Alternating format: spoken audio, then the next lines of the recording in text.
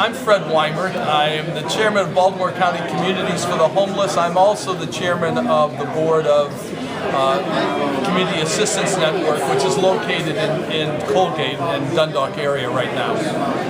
Okay, and why are you here in Towson today? We're here about the Home Act today. The Home Act is an act that we're asking that people with source of income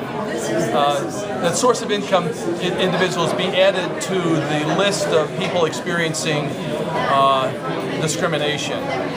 Because many landlords will say if you have a Section 8 voucher, or if you have alimony, or if you have child support, or if you have VASH, you need not to come and to apply to get an apartment in our area.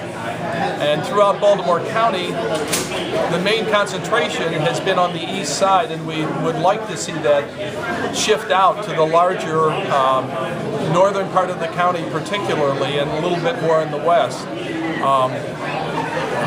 On the east side, Dundalk and Essex have more than 150% of the number of certificates they should have currently, while up in the northern section, like Baltimore County, the central section around Towson going north, you have only about 3% of the number of vouchers that should be there. And we feel that should be more balanced, to have people have more opportunities to live near their families, and experience different educational experiences. So right now, that's why we are here today. Have you been getting any support from any particular legislators on your project? The legislators that have supported us, Councilman Jones has supported us, and we're hoping that Ms. Amman and possibly Mr. Quirk will also join with us. We'd love to see some of the east side people, because it would be in their benefit to have these certificates shared more broadly across the county. Members of the council, my name is Thomas Thompson. I'm the Director of Government Affairs for the Maryland Multi-Housing Association. We represent owners and managers of approximately 180,000 rental units throughout the state of Maryland and 65,000 units here in Baltimore County. Leading up to this hearing, you have heard that Council Bill 4616 is about adding three little words, source of income, to the Human Relations article of the Baltimore County Code.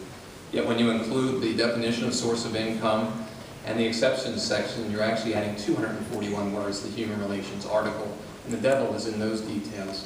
In the end, Council Bill 4616 is not a discussion about Social Security, disability, alimony, child support, or any other legal and verifiable form of income, all of which are considered income in the residential rental industry and accepted by reputable residential housing providers. You must remember that our members are in the business of renting houses and not the vacancy business, and thus they go out of their way to find ways and income for people so they can rent their properties. This bill is about one thing, and that's vouchers. From our trade association's perspective, participation in the voluntary housing choice voucher program is a business decision. Thus, from our perspective, this has nothing to do with the potential resident and everything to do with the government. By participating in the program, a residential housing provider is entering into a relationship with both the local housing authority and by proxy the federal government. With two layers of government in this issue, we believe efficiency and business sense of the word cannot be achieved. With the well-reported underfunding of HUD, the lack of IT and technical support in government, with vacant or eliminated staff positions due to budget constraints, a reasonable business owner can only conclude that this relationship will not be beneficial to her goals. I would first like to highlight some of the rhetoric in this, behind this bill. I'd like to highlight Councilman Jones's op-ed that was posted today in the Baltimore Sun.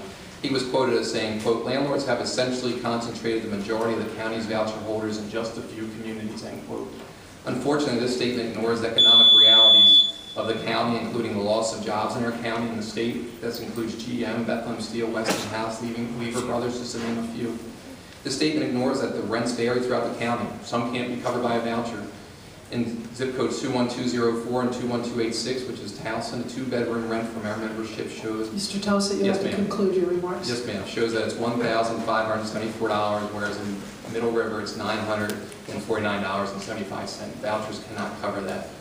I want to just then speak, since I have a lot more to say and a very limited amount of time, is that behind you, the backdrop of this is equality and liberty under the law, is the foundation of a government free people. I think the most important word in that sentence is the and. because it shows there's a harmony between equality and liberty.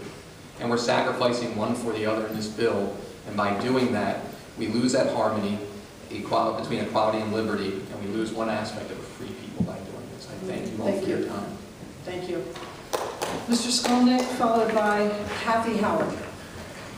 Hi, my name is Adam Skolnick. I'm the Executive Director of the Maryland Multi-Housing Association, and I am a small landlord or rental housing provider. I own 34 rental units in Baltimore City and 9 in Baltimore County, and shocker of all shockers, I take vouchers. Okay, I accept vouchers in my rental units. It's my choice. It's a business choice. It should always remain a business choice, and I choose to do it and deal with the pain and agony that comes with dealing with the vouchers and the cumbersome program. As Councilman Quirk mentioned, this is an accurate bubble check. It takes an additional 45 to 60 days depending, and that's real money lost by landlords. Somebody comes in today, rents, is able, we approve them in a day and they move in the next day. That can't happen with a housing choice voucher program. It just can't.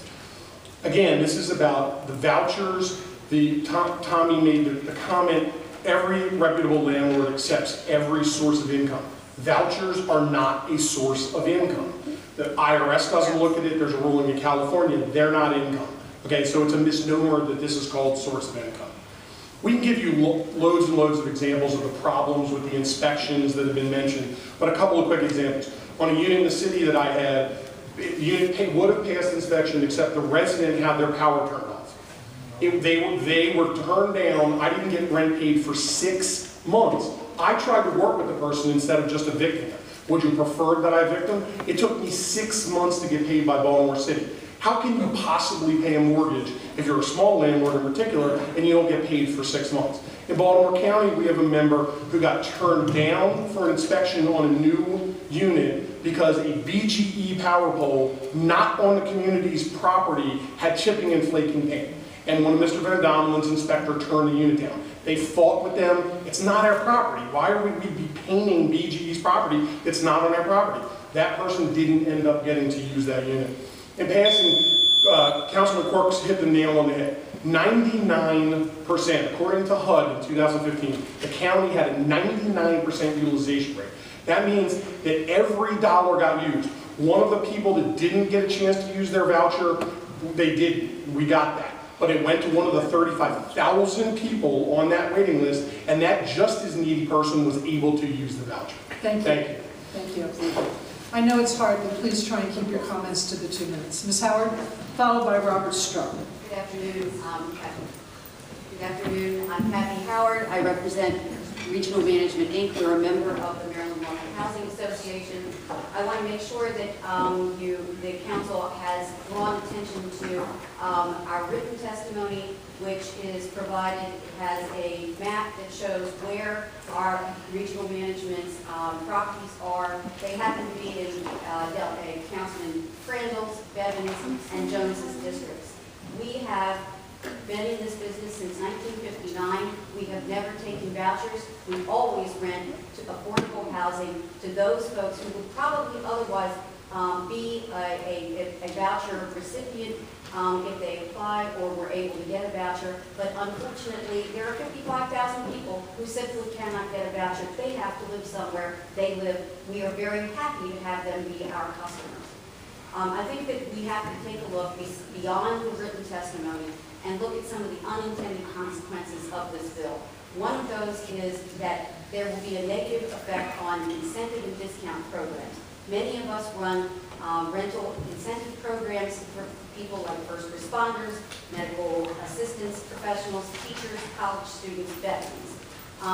If there is discrimination based on a person's source of income, we fear that those kinds of programs will be essentially outlawed by this kind of bill. The second thing that I think that is wrong with this bill is the issue of gifts being considered income. A gift is a gift. A person gets to use it however they want. It is not necessary that they stretch that gift over 12 months of the term of the lease, and I think that a gift is a misnomer to be used as a source of income.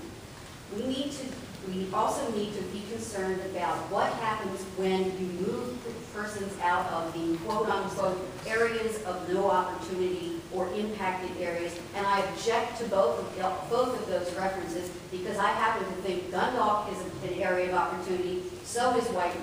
and so is Halethorpe and all of those other areas in your district, Councilman Jones.